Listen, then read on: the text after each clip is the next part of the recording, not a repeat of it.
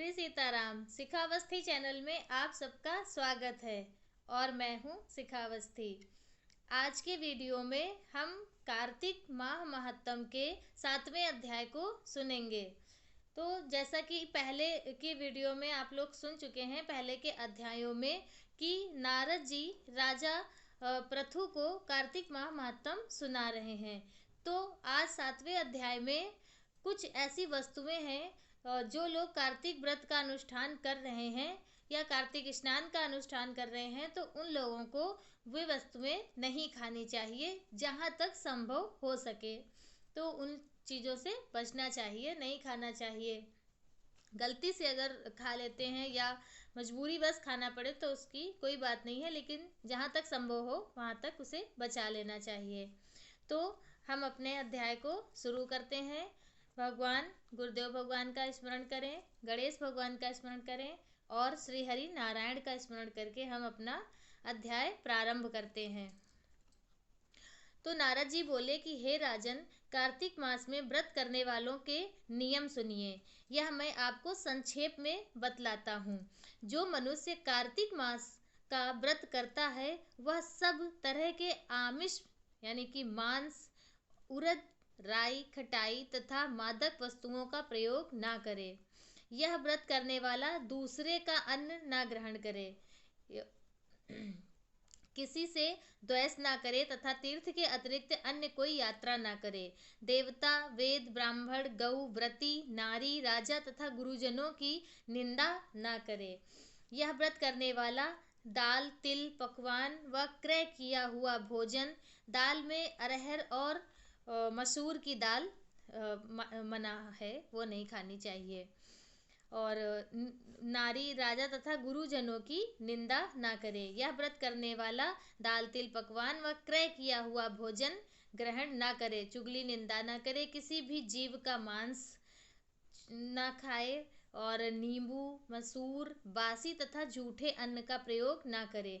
बकरी, गाय तथा भैंस के अतिरिक्त अन्य किसी पशु का दूध कभी भी प्रयोग में ना लावे। तांबे के बर्तन में रखा हुआ पंचगव्य, बहुत छोटे घड़े का पानी एवं केवल अपने लिए पकाया हुआ अन्न ही प्रयोग करे। कार्तिक मास के व्रती सदा ब्रह्मचर्य से रहें, पृथ्वी पर सोवें और दिन के चौथे पहर में केवल एक बार पत्तल में भोजन करें। ऐसा जो लोग कार्तिक मास का पूरे महीने का व्रत करते हैं उनके लिए ये नियम बता रहे हैं। वह केवल नरक चतुर्दशी को तेल लगा सकता है, अन्य तिथियों में बिल्कुल नहीं। कार्तिक मास में व्रती मनुष्य को सिंघाड़ा, प्याज, मट्ठा, गाजर, मूली इन सब वस्तुओं को बिल्कुल प्रयोग में न लाए। लौकी, मट्ठा, काशी फल, तरबूज इन सब वस्तुओं का कार्तिक मास का व्रती बिल्कुल भी सेवन न करे। और चांडाल, पापी, ब्राह्मण, द्रोही और नास्तिकों से बिल्कुल भी बातचीत ना करे। भगवान विष्णु को प्रसन्न करने के लिए अपनी शक्ति के अनुसार चंद्रायण आदि का व्रत करे और उपर्युक्त नियमों का पालन करे।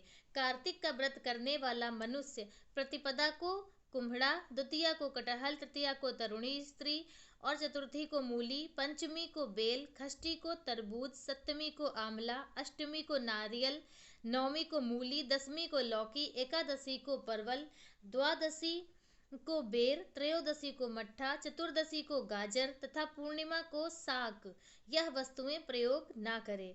आंवला का प्रयोग रविवार को ना करे।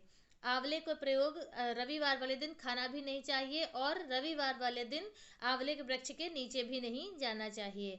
आंवला का और व्रती यदि इन शाकों में कोई शाक सेवन करना चाहे तो पहले वह उसे किसी भी ब्राह्मण को दे दे। जो जितनी सब्जियां हैं जो बताई गई हैं कि कौन सी तिथि पे कौन सी सब्जी नहीं खानी है, उस अगर आप को वो सब्जियां खानी है, इनमें से कोई भी वस्तु आपको खानी है, तो पहले आप उस चीज़ को किसी भी ब्राह्मण को या किसी कन्या को दान कर दीजिए। उसके बाद आप उसका सेवन कर सकते हैं, खा सकते हैं।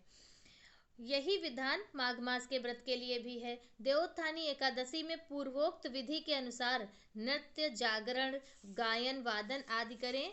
इसको विधिवत करने वाले मनुष्य को देखकर यम के दूत इस प्रकार भाग जाते हैं जैसे सिंह की गर्जना से हाथी भाग जाते हैं।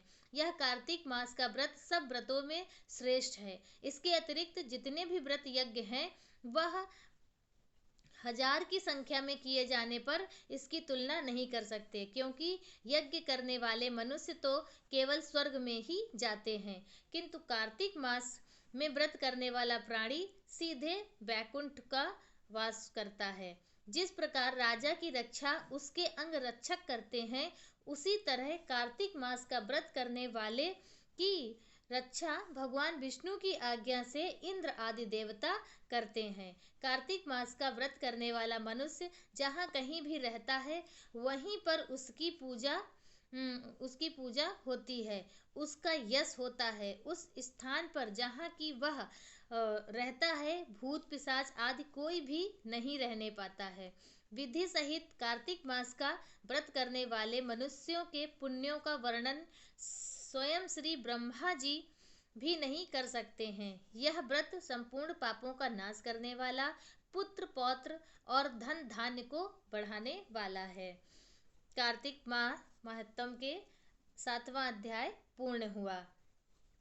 तो ये जो नियम है और ये जो वस्तुएं हैं जो बताई गई हैं कि आप ये निम्न तिथियों पर नहीं खानी है, तो वो जो पूरे महीने का कार्तिक मास का अनुष्ठान करते हैं वो लोग जो पूरे महीने एक टाइम व्रत मतलब भोजन पाने का नियम लेते हैं या पूरे महीने पूरा कार्तिक स्नान का नियम लेते हैं, उन लोगों के लिए है।